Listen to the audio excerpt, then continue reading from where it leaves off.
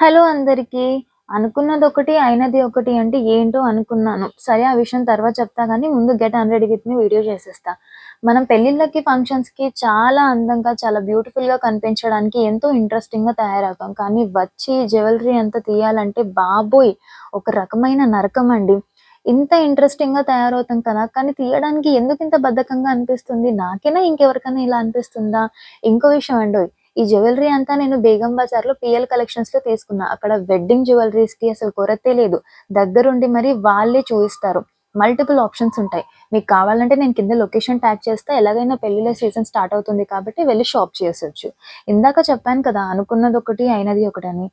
యాక్చువల్‌గా నా ఫస్ట్ వీడియోనే get ready with me video చాలా ఇంట్రెస్టింగ్‌గా తీయాలని అనుకున్నాను. కానీ కుదరలేదు. పర్లేదు. Get ready with me video కాకపోతే get unready with me video చేసేస్తా. ఎందుకంటే ఇప్పుడు యూట్యూబ్ అండ్ ఇన్‌స్టాగ్రామ్‌లో అవే వీడియోస్ చాలా ట్రెండింగ్‌లో ఉన్నాయి కదా! అంతా అయిపోయింది కానీ ఈ మెస్సీ హెయిర్ ఒకటి. బయటికెళ్ళేటప్పుడు ఎంత మంచిగా హెయిర్ డిజైన్ చేసుకొని వెళ్ళినా ఇంటికొచ్చాక చాలా గడ్డిలాగా అయిపోతుంది. హెయిర్ డ్యామేజ్ అవ్వకుండా మీకెవరికైనా నేచురల్ టిప్స్ తెలిస్తే చెప్పండి గదా! ఫాలో అయిపోతా. బయటికి మనం ఎంత అందంగా తయారై వెళ్ళినా, ఇంటికొచ్చాక ఈ హెయిర్‌ని బన్ హెయిర్ చేసుకొని, ఇంట్లో పనులన్నీ చేసుకుంటే చాలా ప్రశాంతంగా ఉంటుందండి. ఇప్పుడు నాకు చాలా అంటే చాలా రిలీఫ్‌గా అనిపిస్తుంది.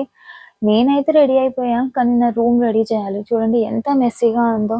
మా బ్రూనో గాడేమో ఒకవైపు చాలా ప్రశాంతంగా పడుకున్నాడు. నాకే టెన్షన్ లేదని. టెన్షన్ అంతా నాకే. వాడేం చేస్తాడు నేనే కదా చేయాల్సింది. ఓకే. బాయ్.